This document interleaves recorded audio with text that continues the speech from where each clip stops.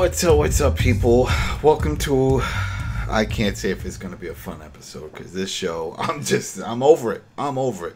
This is, I am Negan, a TWD Universe podcast, and tonight we're covering World Beyond Season 1, Episode 7, Truth or Dare. I am your host, Adam Vale. I am joined by Dana Abercrombie. Everyone. Oh, you cut out a little bit. Yeah, she said hello everyone. Right. Hello. Richard Bailey Jr. Good evening, ladies and gentlemen. And we got some words to say about this episode and this show in general. Just so you know, it's not going to be a long one because not a lot happened in this. I don't care what anyone says. This was a lot of drag, a lot of filler, trying to get to a point, trying to get to a shocking ending that just underperformed. And at least for me, I don't care.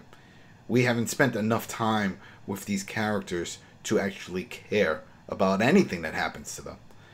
And with all the flip-flop that they keep doing, you know, especially with the relationship between Iris and Silas, and then throwing Percy in the mix, I'm like, what are you doing? That relationship hasn't even developed yet. At least let that develop with the Iris and Silas, and then after some time, maybe 2-3 episodes of them getting all lovey-dovey, have this third person come and like, hey, what's going on? And then she can go gaga. No, none of that makes sense. But you know what? Let's just get into this episode. Let's get this over with, because I'm mad. The whole thing just gets me mad. I can't believe how mad I am. And I said this off air, and I'll say it again now on air. I feel this was a trope. I feel this whole series was some kind of idea that they had, and like, well, we want to do this thing with these kids and put them on a journey, and they were probably pitching it, and no one gave a shit. No one was like, no, we're not going to do this. Not going to do this. This doesn't sound entertaining. Well, what if we throw it into an established franchise? Like what? Well, Walking Dead. We'll sprinkle some walkers around there, and then we'll do that, and we'll that should work. You know, we'll wrap it all around the zombie thing. Well, how are they going to react? Oh, they won't really react at all. It's just there. You know, they won't freak out or anything, because that's what it is. It feels like they're just there. It's almost like a Pride and Prejudice vampire type situation. They're there, they take care of it, but no one really cares. No one's scared. They're over here having a good old time with blasting music and drinking. Where's the sense of fear and threat? That shit, we don't know where we are. There could be empties that they're using. I hate that term too. It's just walkers, whatever, all around us. No. They don't care. They're just hanging out. And I don't want to hear the whole thing, oh, well, they're kids that get bullshit. And if you're a kid in the apocalypse, you know, I know people that grew up on the streets. Those people are hardened, and they stay hardened. That's it. You grew up on the street, it doesn't matter. When you grow up, you still don't waste money. You save your money. You save your food. You don't waste.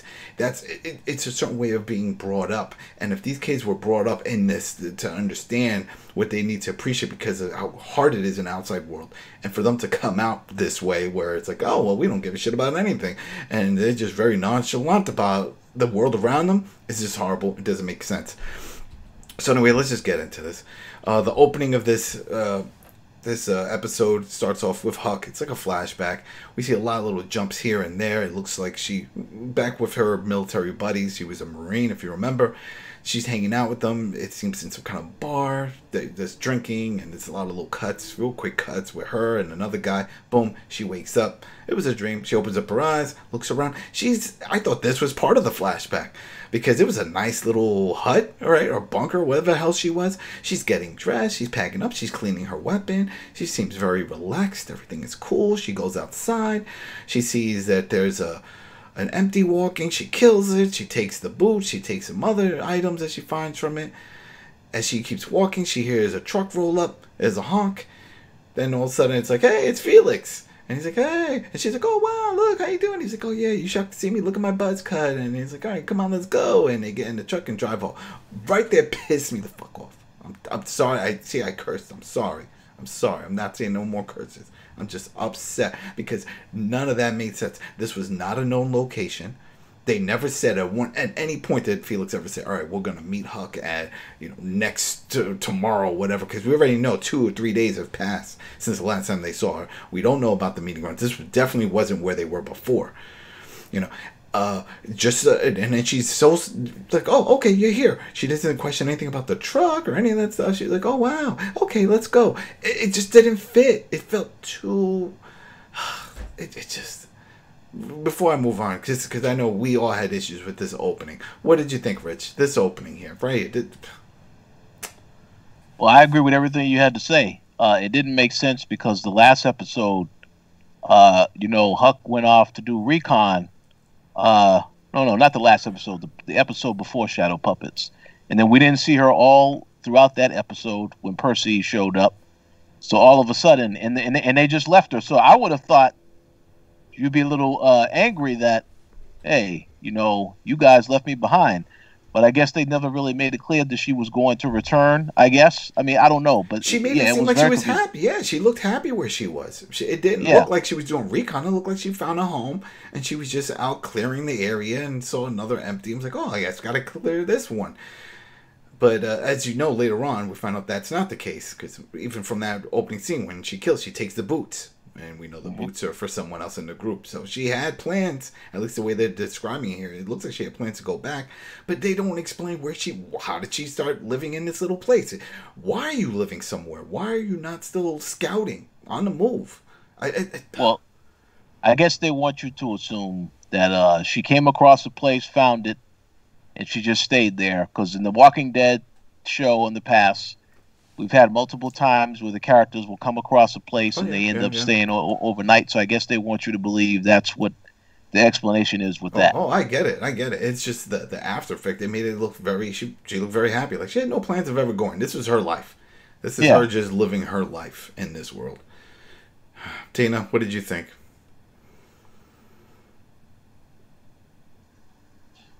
Oh, Dana? Oh, yep, sorry, muted. For me, I'm not angry. You guys have like a very visceral hatred. I'm not that yet. For me, I kind of felt like we know that Huck and Felix are trackers, and if she's gonna go and do recon and she'll catch up, that's, to me, doesn't seem like that's a big deal. I don't see her getting mad as well also, and then you can also look at it as this. We don't know whether or not a Huck is working for the CRM. We just don't know. It leaves a lot of questions unanswered. And if that is the case, then I would feel, have her own little bunker area where she'll go off, and that's her little quiet time and her way to contact whomever she needs to contact. So I really wasn't angry about that. I found it to be interesting. I wish they would have expanded upon where she was at, in the form of her, she being able to catch up to Felix. Again, she's a tracker. Him coming in the car, there was like oh, hey, what's going on? Kind of thing, but with like a cool atmosphere where she knew everything was okay. It wasn't like he was being held hostage in the truck. So, she went to go do her work, and she figured out during his escapades, he was doing work as well, and they came upon this truck. It's very interesting that the truck, it was a CRM truck, and she just kind of ducked down in the bushes. It wasn't like she was running out of fear or in hopes that they don't see me. It was just like a real quick boop, duck, and she didn't seem to be afraid of that truck because it was very recognizable that it was a CRM truck. So that, I think, may be more telling than the fact that their conversation was really friendly. Yeah, well, whatever. Let's just move on with this. I'm telling you, like that set the mood for me right there. That is just whatever. So we go to the next scene, and over here we have now Iris still with Percy, and they're still doing their flirting thing. He's got a box full of books. She's amazed that he reads all these type of books, and she's like, you know what? I bet I can just read this to you, and because you just collect them, you probably don't even know what you're reading, and that type of thing. But they're doing a lot of heavy flirting, and I like the little the camera cutscene, and you see on the side, it's just we got Silas over there in the corner, just with a sad look and just staring, like what the hell? And he has every right to be pissed because for the first 5 episodes, it was all about them. Right? Iris was all over, like, hanging out with him and doing that whole thing. I was like, oh, yeah, you're my buddy, this, and that. And maybe there was no romance involved, but still, that was still your friend. She doesn't interact with him at all. It's all about this dude right now. And no one else acknowledges this. You would think the sister at some point would be like, I see you have a crush on him. If you're going to go down that road and play the teen drama, then, of course, the sister's going to pick up on it. It's her sister. She knows. But no one knows. No one's saying anything. So they're doing their little thing. Then we see off in the distance, we see Tony. That's the uncle. He's doing magic tricks. He's teaching Elton how to do some magic tricks. And he was like, all right, we're going to do some magic. I figured that this is going to come up later. This is important that he's learning all these magic tricks. You know, so it's like, all right, whatever. Next cut, we get, there's a lot of little bumping around in this episode. We got Huck and Felix. Huck says she got a surprise for Felix. She whips out some Mountain Dew. Yeah, a bottle of Mountain Dew. 2 of them. Says she found it behind a convenience store somewhere? Whatever. They're guzzling it down. He's so happy. She says out there, she didn't see much. She did find like a herd of empties, but they were going in another direction. So as long as they stick to the road, they should be fine. All right, so I'm like, all right, what's going on with all this? I was waiting for her, if anything, that she was going to have some good info. But no, there goes that. Nothing else happens. So then we hear Tony's doing a magic show. Or it sounds like he's going to do another magic show. And he starts talking about lights and setting up lights through mirrors and all this stuff. Like, okay, get to the point. He's got a map. We know he has a map. He showed the map in the last episode, saying that this is the map for all the fuel locations for the CRM. Well, he shows through the lighting, and I guess it was some kind of hidden code that they had in the map. And he can see on the map now, based off of the lighting, the locations for the fuel. And he's like, all right, this is it. We're going to go. This is our next location. We're going to get some fuel, and then we're going to head out, and everyone's all happy. I was like, all right, fine, whatever. But then we get another little cut with Iris, and she's looking at a map. She's looking at her own CRM map. Percy walks over. What you got there? Like, oh, I got a map. How'd you get that? I'll tell you later. What? Just say it. Just, I mean, at this point. But then she still says it like in a little flirty way. I don't know. I just don't like it. I don't like it, and maybe it's because the whole thing with Silas is still throwing me off. Yeah, it's just all of it just upsets me. It's that teen drama flirty thing where, you know, she's always looking and cuffing. She overplayed the scene is what the issue is, because I kind of felt that Percy was doing the whole dark and broody look, and she was doing the whole clearing of her throat every 5 seconds, and here's the map. I'll tell you later. Like, she really sucked at flirting, which you could actually argue is something that's in character for an Iris person. I mean, she was someone who was so focused on school, and she had her direct path that she didn't sit down to really, you know, let me go. Yeah, she said she never dated. We heard that before when she was talking about. She was like, she never partied. She didn't do any of that stuff. So her flirting stuff. So it shows that she cannot flirt, and it beckons back to there's another scene when it comes with the van, and she doesn't pick up on cues. So she's just really bad at it. Yeah, and she never actually seen. None of it works. Yeah, for me it doesn't work. It doesn't work. You know, so we get another little moment. It's supposed to be some kind of, I don't get it. This part really again pissed me off. A lot of parts pissed me off. Felix is there talking with Tony, and Tony's like, all right, so we're going to get this fuel, and then where are we going? And Felix like, I don't know where we're going. I mean, we're going to go find the dad, but I really don't know where we're going. I mean, you do know. You're going to New York. They didn't tell him yet. Unless I missed that in the last episode. They never told Tony and Percy that they need to go to New York. I think Percy knows. I think they told Percy at one point, but not Tony, who's driving. And then they told, because Iris was like just vomiting all information. We're going to New York, and you can come, and yeah, that was to Percy, but with Tony. But obviously, Percy didn't tell that to Tony, or else Tony would say, "All right, so we're heading to New York. We're going to need a lot of fuel." No, doesn't say that. He just feels like, I don't know where we're going. I mean, we just need to go find the dad. I don't even know if it's the right path to do this, and it's like it was. That just right there, I was like, man, what is it? This is filler. That scene was not needed. But what was needed, was kind of cool, was the next scene. And this is a flashback. Huck is now getting her flashbacks. We see her at that same party from the early flashback that she had back when she was sleeping. And in this flashback, you see her blindfolded. She's at a party with all the soldiers, because you can see everybody wearing their uniforms. They're calling her by her main name. What was her main name? Her first name? You said it before. They're calling her by her last name first, so it's going to be Mally. No. What? Her last name? Yeah. No, her name is. Oh shoot! I just had it. Oh well. Anyway, they're calling. We're gonna hear a bunch of that. We'll hear a little bit of her last name, her first name, but I don't give a shit. Her name is Huck. We know her as Huck. That's it. I get it. Fine. Well, at least we know that's not where she obtained that nickname. It wasn't from her military group. So maybe Felix or somebody. So we see she's blindfolded, and the same guy that she had that quick little vision of watching her in the first scene. He's there, and he's giving her directions, blindfolded, to throw a dart. And she, boom. She, what? Malik. Malik. All right, there you go. Malik. That's the last thing. That's the last thing. So she throws a dart. She makes it. She's happy. Everyone's cheering. Then you see another scene. She walks off. She's with the guy. They're hanging out near a jukebox. They're having some drinks. And what is it? He has a scratch on his face, or something's going on with his face. And she brings it up. And I at first I was like, well, did she do that to him? They don't really go into it.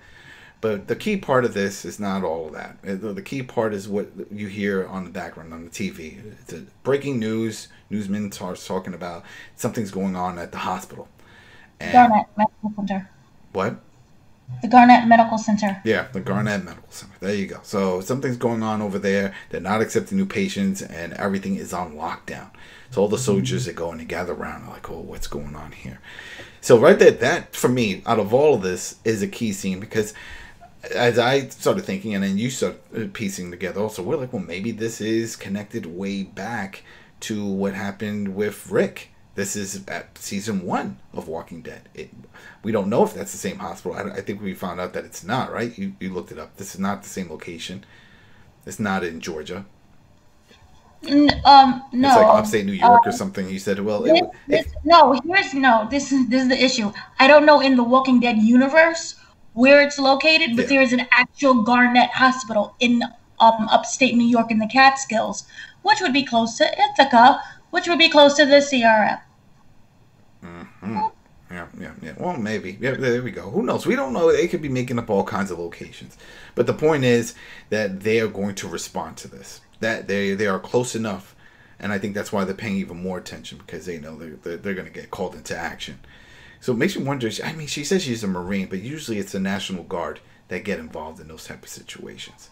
But well, maybe it's a special branch, because oh, you cut out. ERM. Oh, sorry. Did it better now? Yeah. Okay, so they stated that it was the EGA. Is what there was part of. All right, Rich, you got anything to say about that flashback in the hospital? Did you have any theories, or you were like, oh, all right, this is how it happened. This is how she got involved in this? No, I don't think any of that is related to Rick. I mean, obviously, everything that has to do with the CRM and the helicopter, that is all related to Rick, because that's the last time we saw the character. So I'm waiting for that reveal, because I feel that is the connection. I don't know about all this other stuff, because it doesn't seem like that's important. It's about the end destination of where they're going to, and I think ultimately that's going to provide the answer as to what's going on with Rick. Yeah. That. We'll see. It probably will, though. Probably will.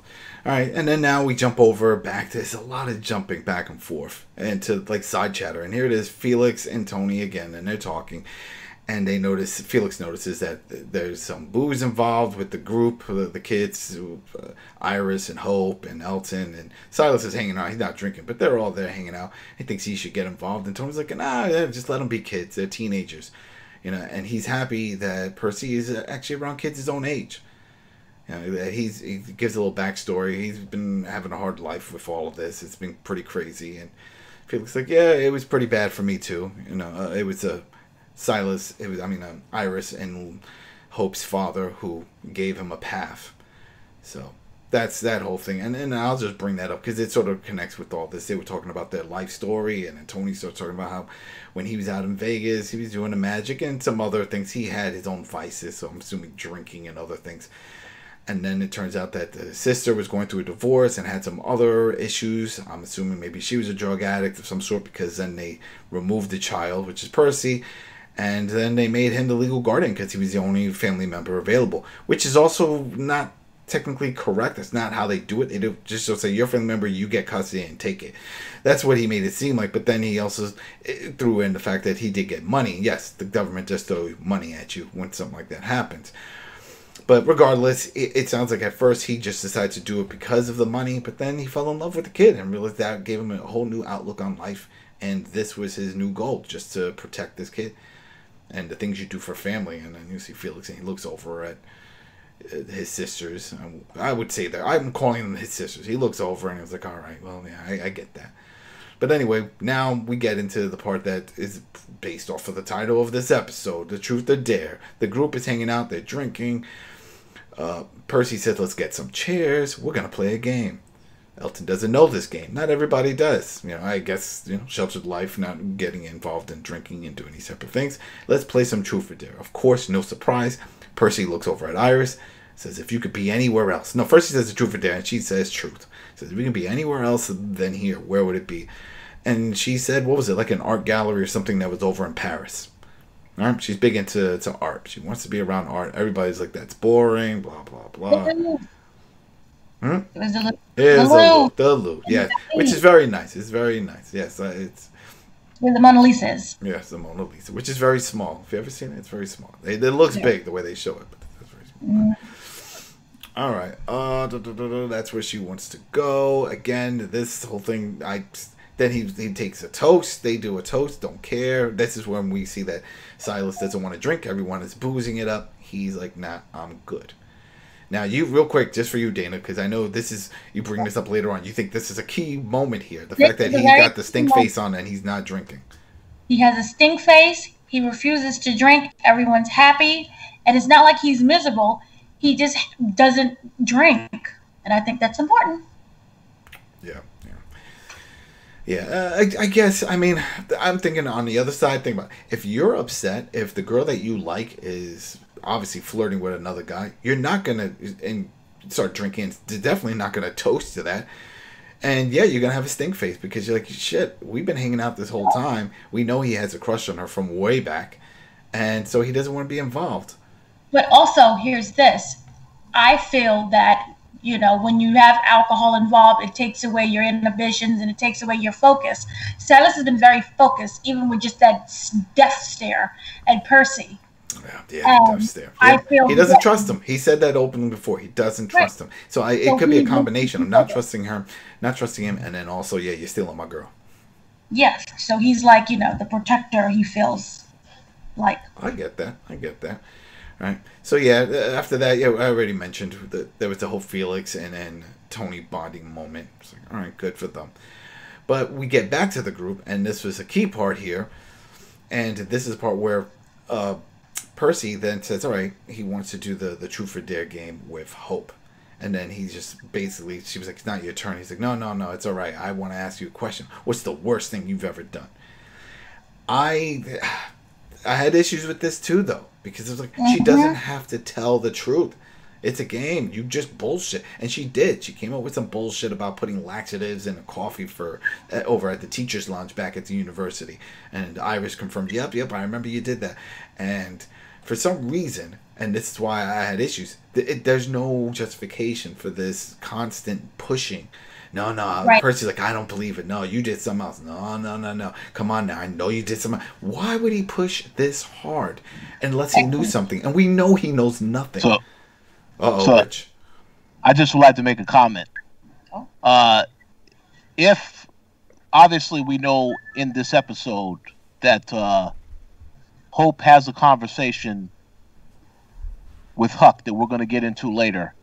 If he overheard that conversation and then they had this whole sequence with the Truth or Dare, it would have made a hell of a lot more sense. Yeah. If that conversation happened, who knows? Maybe in the edits it did. That's what I'm saying. If you've been in production meetings, you see they do cuts and edits and then they move things around. Because right there, it didn't add up. It didn't make sense. Her reaction, she almost went pale face. She oversold that question. And I was like, "What are you doing?" And I was like, "Well, if this was a bad cut, if this was a scene that was filmed after the conversation she had with Huck, then yes, it would make sense for the pale face." Because I was like you just said, did he overhear that? Does he know? Is that what he's getting at? And then he's going to go and he can spill the beans. And because I was like, there's no way she's going to spill this now. Even if she had a few drinks. Oh, yeah, here's some idea. I killed Elton's mom. No, it's not going to go down that way. That's not how this big reveal is going to happen. Yeah. But it was very off-putting just to see Percy constantly pushing. You know, and then Silas had jumped in and Elton jumped in. It was like, you know, just telling him to stop. I think it was Silas. Silas got pissed. He was like, that's it. She said stop. She doesn't want to do this. And then she was like, you know what? You're right. There is something I did worse. The worst thing I've ever did was play this game. And she gets up and she walks away. Elton goes after her. You know, he says he's sorry about everything. And then he starts giving her a hug. She says, you're drunk. She needs alone time. He kind of collapses into her. Yeah, it was weird. But it looked like he was trying to give her a hug. And it's just... that whole thing too. I don't understand. They play him off at the beginning. They played him off as he was going to be the smart one. He was going to be the more contained and focused one. And then as the series progresses, he's more of the clueless one. He's following the book, but he's not really doing anything. He's taking some pictures and he's whatever. He doesn't know really what's going on. It's just, this is not the way he was portrayed, because remember, he was the adventurer of the group. He was the one that said he was already going out there on his own and finding stuff and scavenging. So for them to play it off like he's the clueless one now, it doesn't fit. It's as if they decided to change the character to, I would say, mid-season, because we're now beyond the mid-season point. And they're like, no, we don't like that. We're going to make him the nerdy, goofy, cuddly guy that we feel sorry for. Like, he's just obsessed with the book. Yeah. And nothing. Which makes me wonder, why is he even here then? Mm-hmm, like, he could go to the book to campus and focused. I just want to make one comment. You made the comment earlier about if this was taking place in the real world, obviously people are hardened by their experiences. Yeah. If that character is not hardened by the end of the season, or once he finds out that Hope killed his mom, then you have to say the show was a colossal failure, for sure. Because it feels like, why reveal that this person is the person that Hope killed, and then there's no payoff? There has to be some type of change that happens with that character at some point. So if they don't eventually have something happen where he changes up his attitude or whatever, then yeah, it's a failure as a show in more ways than one. Yeah. Well, we start getting some answers, at least somewhat of answers, I should say, going forward after this point, because the next one is a flashback. We see Huck now with her group, her soldiers there that she's with, a platoon, and the captain's there talking to them and says, all right, listen, this is it. We got to go in there. We got to kill the threats and try to save as many civilians as possible. Things have gotten really bad there. So you see them now going down the hallways of the hospital, and they're baffled by what they see. They're like, what is this? One mention that was so slight that you would forget it. During their conversation of walking down the hallway, there was a conversation between the other soldiers that stated that, they're like their theories of what caused this. And they did state that it was an asteroid from space? No, the guy was talking crazy. He said that. No. He was thinking about, it's a asteroid from space. It was from an alien thing. And they were like, oh, shut up. That sounds ridiculous. I thought he was just making up some sci-fi junk on it. Here was the sci-fi junk. That is what actually was confirmed. So that's what I thought was a cute little... Because, that's not the sky falling, right? That's when the night that was... Remember, they always thought that when the sky fell. No. That is the explanation for the zombie outbreak. That was it was confirmed by the writer. Oh my gosh. See, there you go.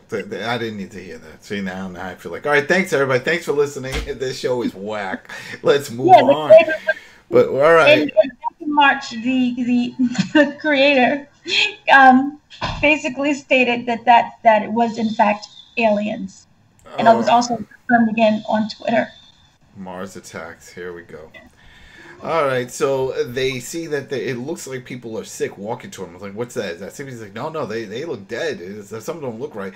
And then they just start shooting. Huck shoots one in the head, notices, hey, that takes him down. She tells everybody, aim for the head. So I guess this is their way of explaining how she learned that headshots is the best shot.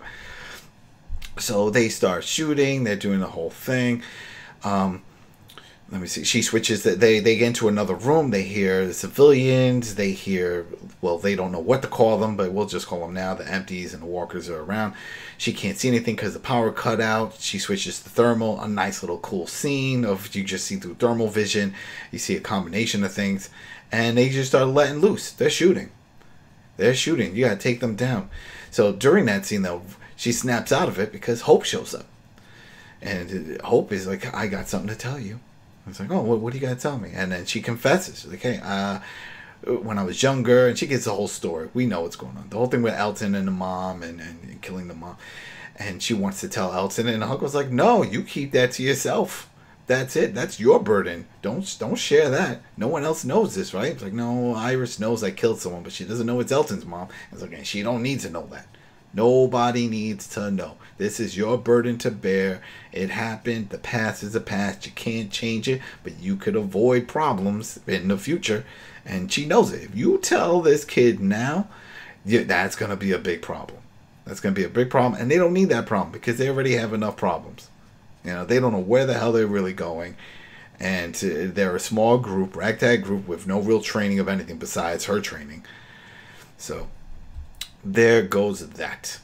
Anything you want to say about this big reveal before we move on? Because in a way, it was kind of a big one. Do you agree? Because I agree with Huck. I'm like, yeah, don't say shit.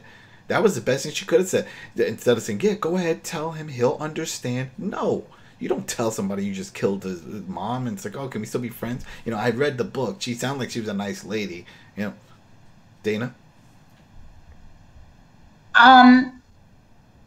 Yeah, this whole thing was, I just wanted to just slap Hope a little bit. I agree completely with what Huck was saying. And also I think was really great was the fact that, hey, it was essentially saying, hey, join the club. We all have burdens and we all have things that we're carrying with us. So don't make this about you. Hope was being very selfish and very self-centered by wanting to deliver that news to Elton because, as I said, it will destroy him and it gives you nothing. It doesn't give you any kind of peace. And she kind of made this kind of monologue basically saying that she can't change what's already happened. Mm-hmm. And that, you know, there will be the darkness and you will fight that darkness. And I don't know how long you'll feel this way, but eventually the light will come. Yeah. You know, so I thought that was cool. I was like, all right, we're done with this, right? That's not what. No, it's not. We're not.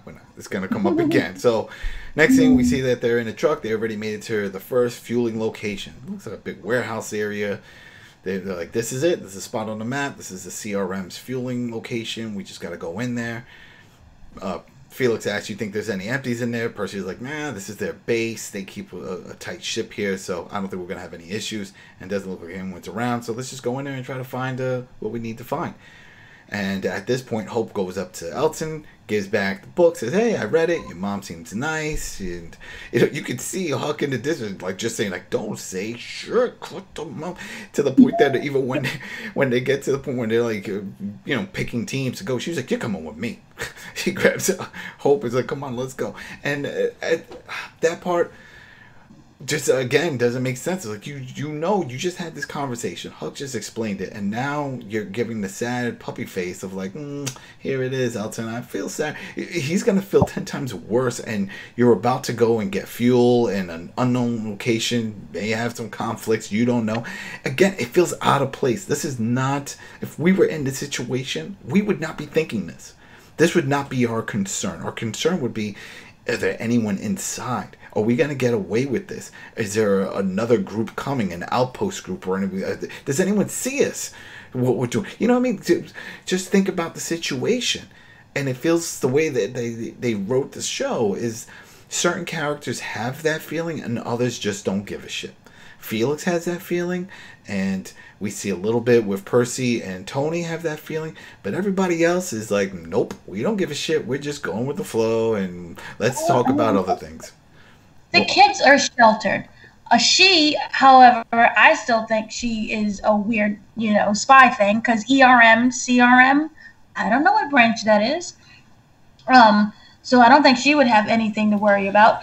Felix has something to worry about. He seems to be the only. She brought it up. She brought it up though. She said that that was from her unit, her Marine unit.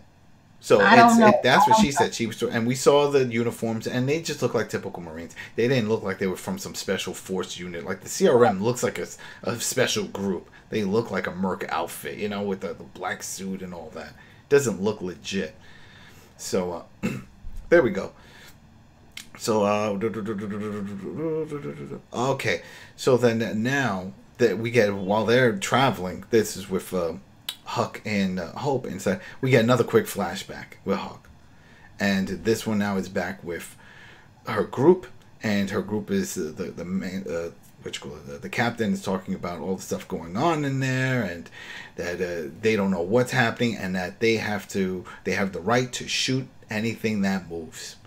And she's shocked. She's like, she can't believe it.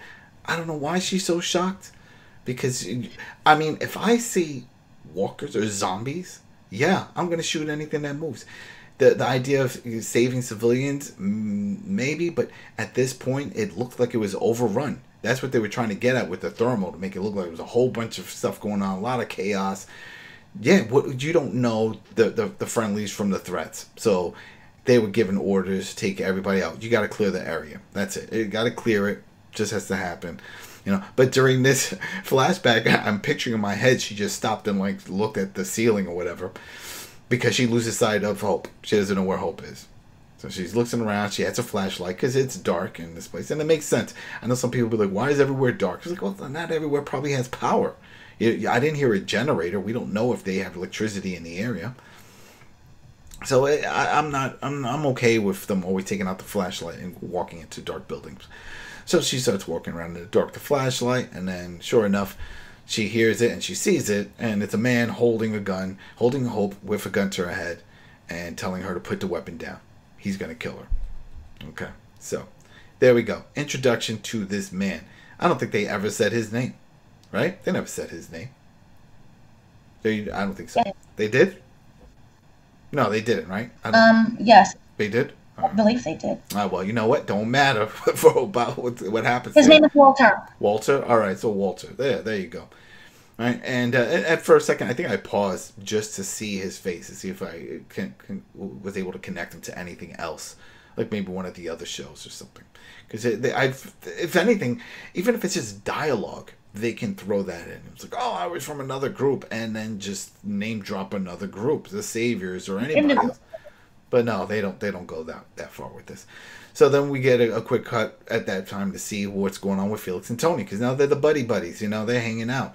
And they're looking around, and sure enough, they find the fuel. So it's like, all right, that's great news, right? It's like, we got the fuel. Now they can find the rest of the group and get out of there. All right, but now we're back with Huck and Hope and this threat. And here it is. Now, Huck, I don't remember if they said besides her role as a soldier, she was definitely a negotiator, because she was cool, calm, collected. She was talking to Guy calm. She's like, hey, it's going to be okay. Are you okay? You look injured. Is your leg? He's like, stop it. Stop with the gun. Stop talking. He's freaking out. He's like, there's no reason to freak out. I could help you. You're with the CRM. You're with that group. I see the badge on your and you and her, you're with them. And all they want to do is hurt people and take things. And he just starts rambling. And I was trying to understand if any of it mattered, but it sounds he explained that they stole their location. Yeah. And the CRM kind of, ambushed the scene, as we kind of seen in the first few episodes, where they just clear out and kill everything. Yeah. So then there goes that. So, but then that part I didn't really get either, because he was like, oh yeah, I see the badge. So, well, it doesn't say CRM on her shirt. It doesn't even look anywhere near as similar. Yeah, the truck. But he didn't say he saw the truck. He didn't go outside. He just saw them two. So he doesn't know, or else he would have said, I know you're with that group outside. Well, he would assume if that's the place that, raided you, and you see people with a bunch of guns, I'm going to assume that you're part of the CRM too. Hope didn't have a gun. And if you see other people in your location, I guess. And they have on the camouflage as well, and Huck looks like she knows what she's doing, even in her pose of how she had the flashlight. she knows what she's doing. So you would assume CRM. They had maybe not the same intense training, but they had the same-ish training. Yep. All right, so she keeps convincing him. It's like, calm down. It's okay. It's all right. Just point the gun at me. You don't need to take her. But he's being very calm and saying that we're just scavengers. We're just looking for stuff. Eventually, he just agrees to all of that. And he lets go. And he also had mentioned that his brother had died. His brother was in the other room. His brother turned. Because clearly, he was bitten. Something's going on in his leg. So she says, it was like, yeah, you look infected. I can take care of it. And she starts talking about amputations. And I thought about, well, yeah, that could happen. We've seen that in The Walking Dead. If it's done fast enough. If he was bitten recently, then yeah. And if it's fresh. But I'm like, where is she going to get a knife or anything? I don't know. Maybe she has a Rambo knife or something that she could do. Cutting through bone isn't easy. But whatever. I overthink when I hear these things. So he lets go of hope. He points the gun at Huck. He starts pointing at it. He starts talking all that stuff. She says, calm down. Don't worry about it. Boom. She gets his flashback. And again, this is back with her group. And hearing the captain talking about killing everybody, and now we see a whole room of people, or is it behind a cage? Because I did see like a gate. Right? It's a gate. Yeah, it's like a gate. But they made sure to pump that baby crying real loud, so that way you could all know there's babies, there's kids here, because that baby was screaming up a storm, and I get it. It's all kinds of people in this whole, because they were still in the hospital, right? So yeah, they were still in the hospital. So it's saying, hey, we got to kill everybody. It's like, well, what about the civilian? No, everybody. And if you don't do it, you're going to jail. That's it. This is it. This is what we got to do.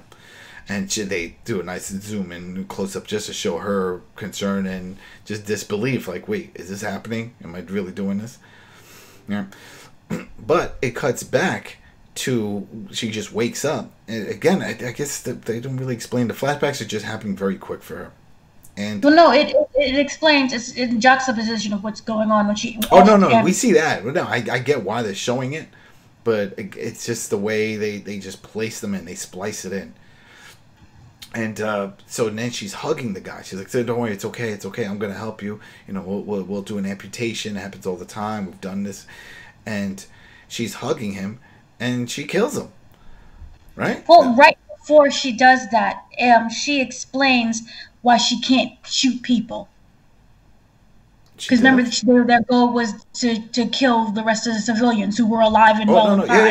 We get into that because then she goes and she kills them. But then that's when we see the flashback of she was supposed to aim and fire, and she killed her whole group.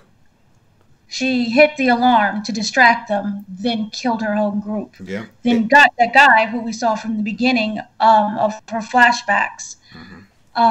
She shot him right in the chest. Yeah, because he said, "You're not part of my group. I don't know who you are." Mm-hmm. But I think she just couldn't see herself to do all that, and this. And that's when we learned her name is Jennifer. And Jennifer, yeah. Now that's the thing. I guess. Makes you wonder, what would you do? It's a tough situation because on one hand, I get it. You're in the military. You got to do what you got to do. These people are infected, all of them, right? From what you know, you see people turning. If they're in a cage? I mean, you can't just let them stay there, but then you can't bring them out because of this infection.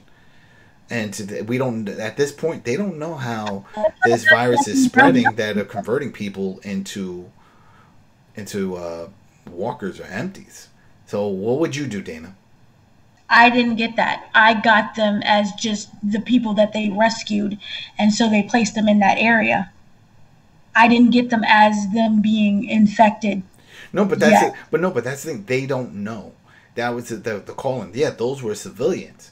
But then remember, the captain was like, "Yeah, we just got word we're supposed to just kill everybody. We don't know what's causing this. This is where the outbreak. This is considered, quote unquote, ground zero for this outbreak in this hospital, and they don't want it to spread outside of it. So their job is to just eliminate everyone there." And that's and that's where she starts freaking out about this because, like, man, really, is this what we're gonna do? And it's like, yeah, this is what we're gonna do. And if you don't do it, you're going to jail. Well, it flashbacks to remember when she was talking to Hope, and she was saying the things that, you know, we're all carrying something. Mm-hmm. She had to kill her whole team that she's known and trained with for literally strangers. Yeah. Because she decided to do what was moral. And she struggles with that, which, you know, kind of shows that what Hope is going through. You know, everybody did something. It was a quick. Yeah, I mean, yeah, I get that. But she did a lot of it, and I'm sure she's done a lot of it. And it was easy for her. She knew there was no way. She had no intentions of saving this guy's life. Yeah, there is a method, but she wasn't going to do it. And she saw him as a threat. He's a loose cannon, so she took care of it. So that just at that moment, we got Felix, we got the whole crew. They all show up, Iris and Tony, and they see what's going on. It's like, what happened? And Hope's like, oh, she saved my life. You know, this man was here, and this is what went down. So we are getting toward some juicy parts of this, at least for the episode itself. This is where it's getting to the meat and potatoes. So we're getting this. We get this little cutscene, quick scene with Iris and Hope, and they're oh man, they're looking at the map. This is the first. Let's see. I almost skipped over something. No, this was they after they supplies. Yeah. Tony finds the encrypted log. Remember when he was with Felix? It was that cabinet, and it was an encrypted log. Yep. No, sorry, I had to drink something. My throat was dry. Yep. No, they found the log, and the next scene, that's where we see Hope and Iris, and they're going over it. They were trying to look through the notes. They're like, if we could just find some more information, then we could just break the code. And I was like, all right, we'll try to break the code and figure out what's going on. I didn't really understand this whole thing with the CRM being so secretive, because it makes it seem like they're hiding from someone else. And well, we don't. Here's the thing: we don't know who Elizabeth Voss is. Yeah, because I mean, it doesn't really make much sense to be that secretive unless you're doing something shady. And they made it seem like they're a large organization. Like, this is it. I don't think random people finding your information. Like, if I was to go into your home. Yeah. No, I get that. Yeah. So Iris and like, why do you encrypt your computer? You know, so then Iris looks over at Hope and says, you know what? I think we're changing.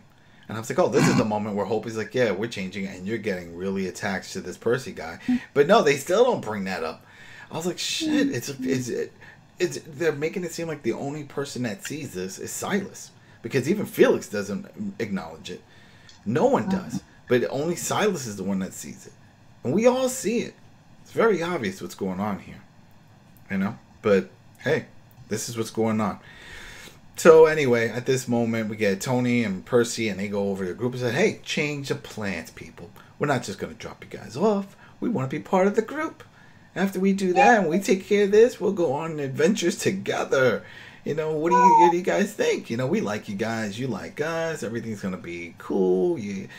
And Felix and all, I'm like, yeah, whatever. That works, you know. And what else are they going to say? Say no? They don't give a shit. Because their plan is, hopefully, save Leo, save Will, get back in this truck, go back to university, and keep living their lives like usual. That was it. So if anything, now they'll have a magician and a weirdo kid with them to go live back at the university. Yeah. So that's the way I see it. You know. So well, you don't.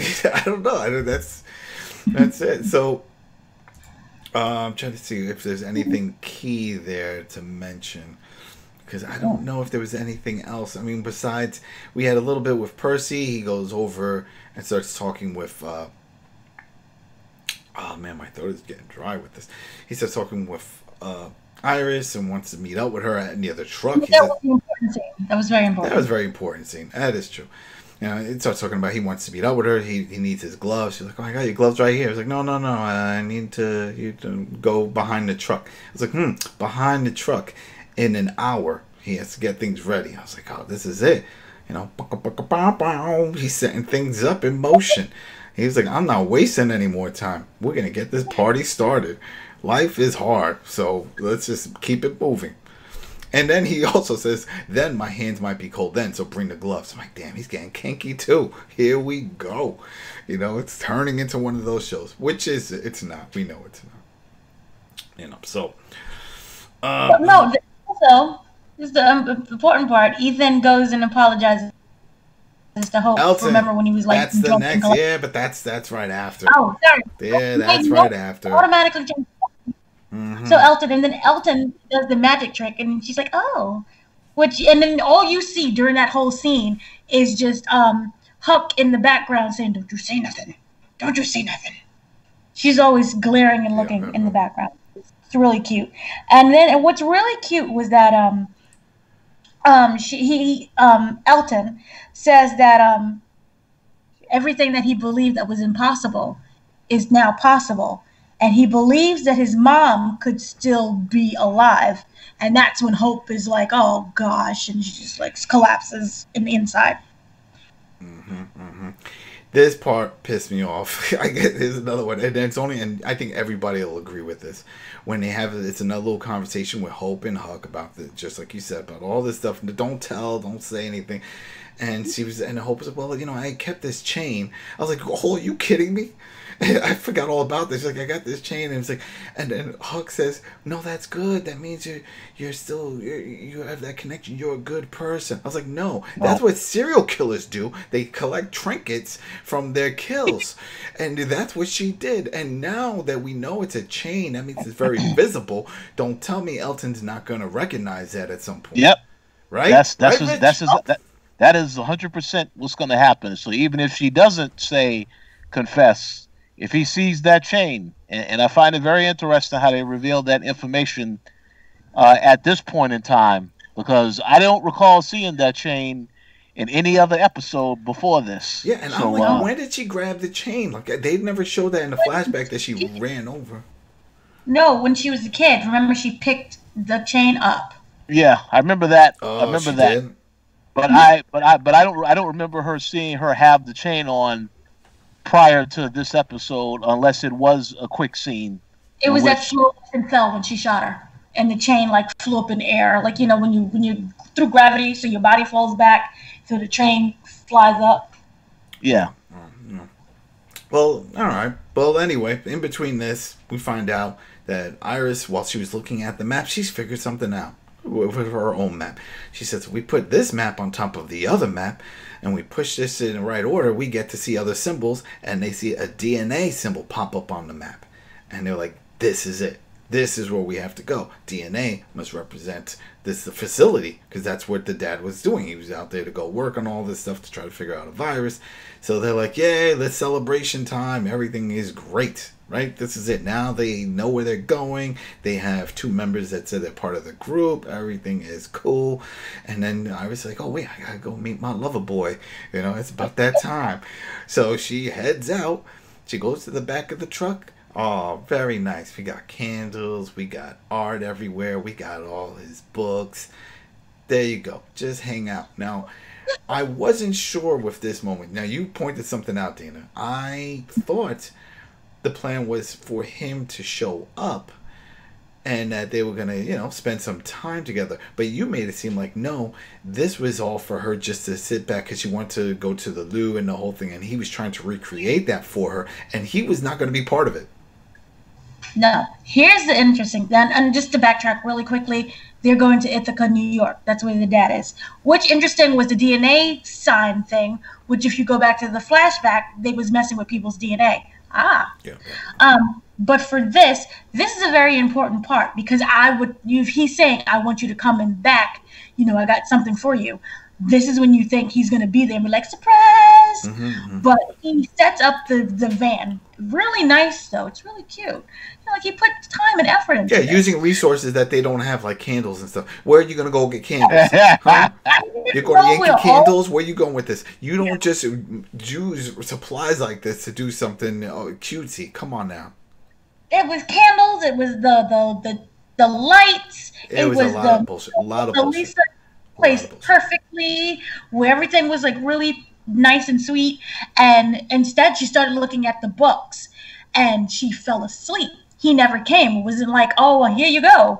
Here's the interesting part, I think. Would you really, before you keep going, would you really fall asleep in an open van out in the dark when you know there's empties all around? Children Children are scared of everything. There's no way in hell they're gonna. This is like that from that Geico commercial. It's like, where do we go? I don't know. Let's run through the cemetery. You know what I mean? This is that type of shit. Who fucking goes in an open van and falls asleep in the night? Come on now. When there's walkers out there, there's empties, whatever they want to call them in this damn series. All right, keep going. And the door was open, by the way. I know. That's what I'm saying. It's just. So here's the interesting part. I thought it was going to be like one of those nice little romantic, but he never showed up, and she never like went around to look for him. You know, in the sense of, Percy, where are you, Percy? Oh, Percy. Nothing of that at all. She just went into the van, started looking at the books, and fell asleep with the book just kind of open, which I think was a tool as a distraction to get her out of wherever they was at. So they never really showed where they were at, where they're hanging out. No. It's definitely somewhere indoors, because when she runs back in, it's a house. I would assume they were still part of the tunnel area where the CRM was, and that the van was still parked outside from the entrance. That's all we can do. All right, keep going. So that's all I can assume. So here's the thing that was interesting. It's used as a tactic to distract her because she's on the outside, and she awakens to a crash.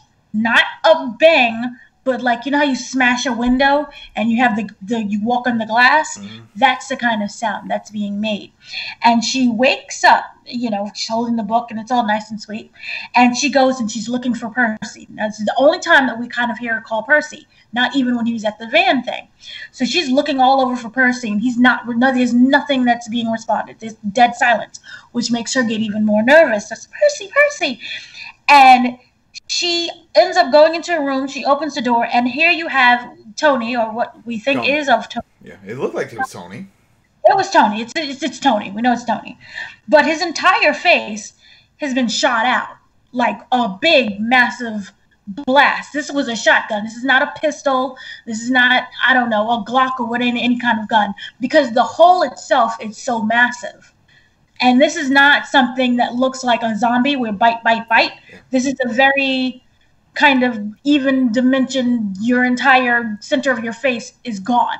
Well, we know he's not going to turn because his brains are gone. So. Well, no, it's nothing left. There's just your face and your head and he's got the true death. That's a true death. All right, keep going. That's true blood. Yes, true death. So this is when she starts yelling, and she still calls out Percy's name, because she thinks that, oh my gosh, if he's been shot, then my boo has been hurt too. We don't get Percy at all, but instead everyone else comes running aside from Silas.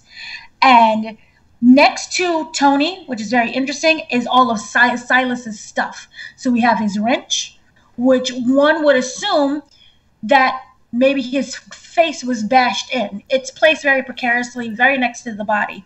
And also was Silas's stuff. And then there is bloody footprints. Mm-hmm. And she's looking around, and everyone else, Felix comes in as well. And they're looking and investigating. And we see Silas in, not a closet, but it looked more like But Felix, remember, he has the gun. He's ready to open up the door, and they're like, whoever's behind this, we're going to shoot. This is probably the person who did it. And he opens up, and yeah, keep going. So Silas is kind of mushed in there, completely out of it, holding what would be a beer bottle of, but this is what's interesting. They can't find Percy at all. He's gone. And Silas doesn't drink, but it is framed in a way where he may have been knocked unconscious, thrown in there. Here is framed with the bottle to make it look like he killed Tony. All right, so let's. There we go. And that's how this ends. But let's jump into the conspiracies real quick, because you already hit on it. You think that this was a frame job? Are you saying that Percy set this up so then that way he can get Silas out of the way because he sees? Because here's the thing. If say for example it was a gun, right? You also had the wrench, so you could say he got his face bashed in with the wrench. When you go to beat someone to death, and we've seen how vicious Silas beats people, that is going to, that, I don't know how to explain it, but you're going to notice something like that. Well, we got to pull a little. We got to put our CSI hats on here. How many set of footprints did we see go into that closet area? Because if we just see one set, then that would be just Silas walking himself in there, closing the door behind him, and then slumping down. But if we see two sets, because obviously that means, like you said, if he was drugged or knocked or whatever and just planted there, then somebody had to drag him there or bring him into there. So then that would be another set. Well, and he's a big dude. Don't tell me Percy picked him up on his shoulder and carried him there. No, you can drag him. But then we would see that. We would see the drag mark. It didn't when they were following, because remember that was the thing. Felix was following the blood trail, the bloody footprints. Mm-hmm. It looked like only one set, and it went right into, unless there's another entranceway or exit through that hallway, closet, whatever it was in that area. I don't know. But the other issue is, where's the motive? What does this do? Because even if Percy says, "Oh wow, you killed my uncle," and this and that, it's like no one gives a shit. That his uncle? What? Was that his uncle? Because here's the very interesting conversation. He said it was his uncle. Tony said yes, it. Yes, he said it. But what was the very interesting thing that they both said to each other? You cannot out-con a con man. They could be two con artists working together. There's no proof that's his uncle. Well, you know what? You pick up the wrench and then you just keep bashing the head, and you just to make sure it's dead, and then you just start checking it. He was a pretty husky dude, so you can tell. You really look at the body type. Why go through this whole ruse for what? For what? Well, just why so they. Killed him is not Percy. I would have killed Percy because I feel that he would be more of a threat. He never felt threatened by Tony. He felt threatened by Percy. So why? I don't know. Why am I killing Tony? No, that's the thing. I don't know. I don't think he did it. I don't think Silas did it. I think Percy is setting this up. But I don't think it's going to be a big con between Percy and the uncle. There's just no reason for it, because they have all the cards. They have the fuel. They have the truck. They're going off to the CRM, but there's no real gain for them there because they're scared of these people. They're scared of the CRM. Remember, he said it. These guys are bad dudes. So it's not like, oh, wow, you found a safe haven. Now we don't need you. Now we're just going to go to the safe spot. Yeah, but that's Silas's thing. Silas is the one who goes inside of cabinets. He's the one who's claustrophobic. He's the one who, remember when he was It was Elton. When he was found. I mean, Elton. Elton is the one who's the one that's under cabinets and things, not Silas. Silas just kills people. We don't know he just kills people. He only killed one person. Well, one is enough. No, it's all right. Rich, what do you think? All right. By the way, I hear an echo. Yeah, we hear that. Yeah. So, my only theory is that I'm totally fine if Percy set this all up to frame Silas.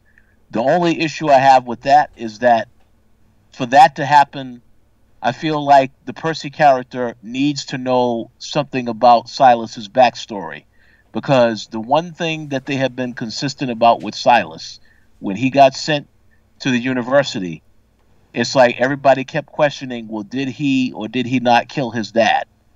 And I feel like the person that set him up has to know that he went through this experience, so that you put doubt in the other characters that they can't trust him because, well, maybe he actually did kill his dad and he reverted back to the way that he approached that situation. So pretty much, like you said, Adam, there needs to be a motive for him doing this. Mm-hmm. And I think they need to explain that in the next episode. And I also expect that eventually, because they like to have episodes where you have flashbacks about a character, we're eventually going to get an episode about Percy as a character and what he experienced prior to everything that has happened. So, that's all I... Rich, do you remember seeing Huck? Was she in that room too? Because we saw Elton, we saw Iris, and we saw Felix. Did Huck run into that room? Yeah, I believe she was there. Yeah, she was there. Everyone was there. So here, okay, little details. So they come in, you see the wrench, there's the yellow jacket that Silas wears. There's also something else that's there. Okay, so when they open the door and they see him completely phased out, like he's you know how you've been completely like wiped out, and you seem like you're just not present. He got hit in the head with a wrench. He got, because his hands are bloody, but that doesn't mean that he killed someone. He could have also been fighting Percy, but his hands are bloody. But I still cannot fully believe that he killed Tony. I say Huck was involved in this, and this is a setup for everything.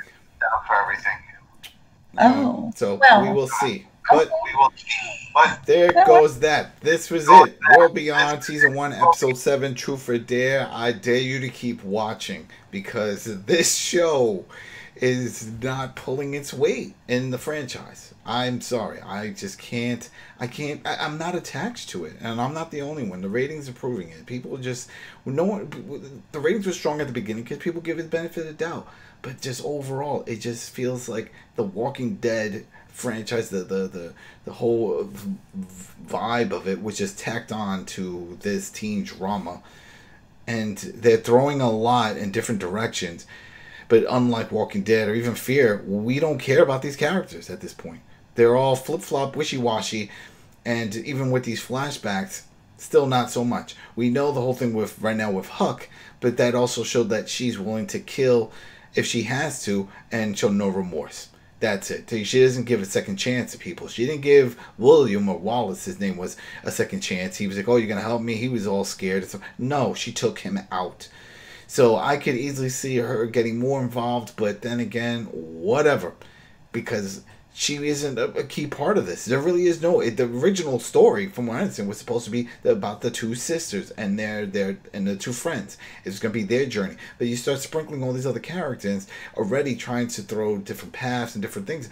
But yet, we still haven't really bonded or connected with the main characters. So that's a problem. But hey, there you go.